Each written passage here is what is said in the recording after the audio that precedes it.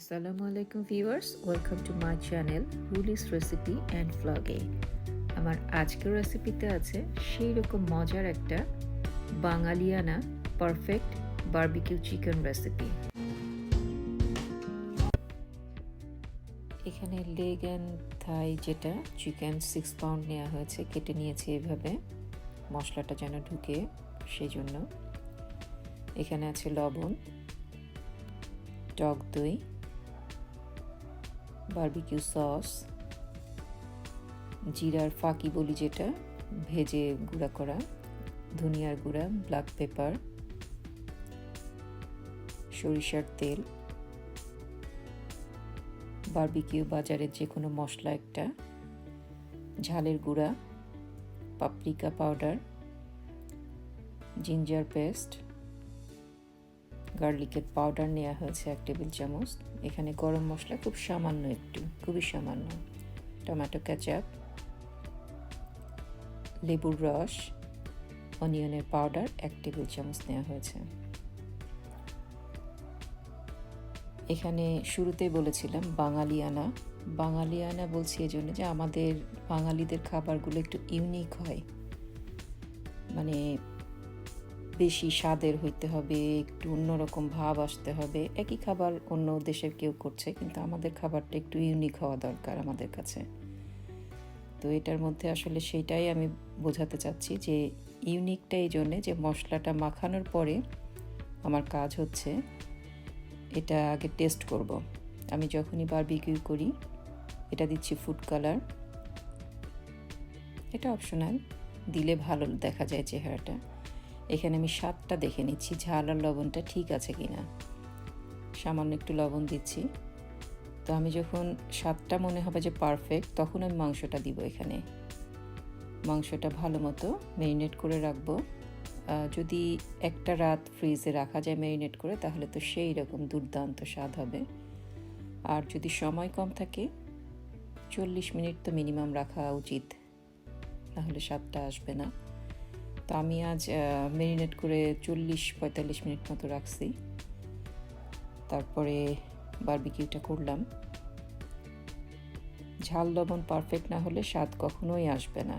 আর barbecue মেশিনে আমি মাংসটা দেওয়ার আগে অয়েলটা একটু ব্রাশ করে নিব। অয়েলটা ব্রাশ না করলে আসলে মাংসটার সঙ্গে খুব ভালো মতো মানে উঠে না, লেগে যায়। এটা আসলে মেকশিওর করা উচিত যেন মাংসটা দেওয়ার আগে অবশ্যই অয়েলটা ব্রাশ করে নেওয়া হয় ওখানে। এটা মিডিয়াম হিটের থেকে কমে আমি দিয়ে রাখবো, মাঝে মাঝে মিডিয়াম, মাঝে মাঝে লো, একটু ঢেকে রাখবো। 5-6 মিনিটের মাথা আমি একটু উল্টাই দিচ্ছি। মশলাটা একটু ড্রাই ভাব আসা মতো হইলেই হবে। উল্টানোর পরে যে এক্সট্রা মশলা আছে সেটা আমি এখানে আবার একটু ব্রাশ করে দিব সবগুলো পিসে।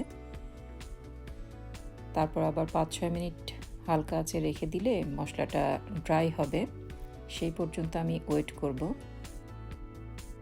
এরপর কিছুক্ষণ আমি ঢেকে রাখব। 5-7 মিনিট পরে যখন মশলাটা একটু ড্রাই হয়ে যাচ্ছে, তখন চিকেনগুলোতে আমি সরিষার তেল ব্রাশ করে দিব সবগুলোতে। সরিষার তেল দিলে যেটা হবে, চেহারায় তো গ্লেজ আসবেই, স্বাদটাও বাড়বে।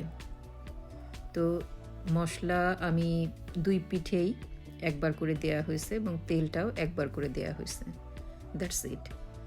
আর পুরা প্রসেসটা করতে 20 মিনিট থেকে 25 মিনিট ম্যাক্সিমাম লাগবে, এর থেকে বেশি লাগবে না।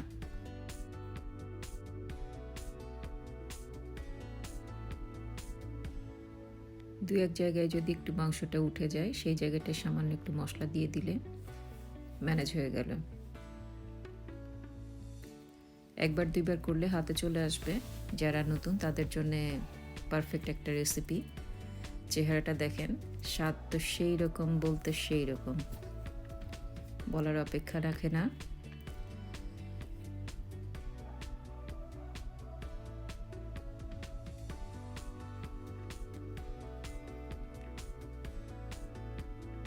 এটা মোটামুটি হয়ে গেছে, আর একটু পরে উঠাই নিব।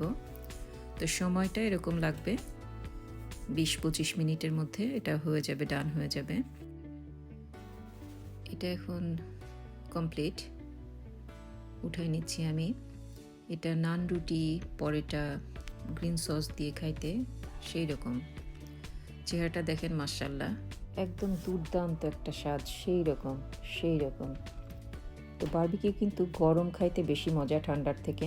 আমার রেসিপিটা ভালো লাগলে প্লিজ লাইক, সাবস্ক্রাইব, শেয়ার করতে ভুলবেন না। পাশে থাকা বেল আইকনটা ক্লিক করে দিবেন। ইনশাল্লাহ আবার দেখা হবে আপনাদের সবার সাথে। সে পর্যন্ত সবাই ভালো থাকবেন। আল্লাহ হাফেজ।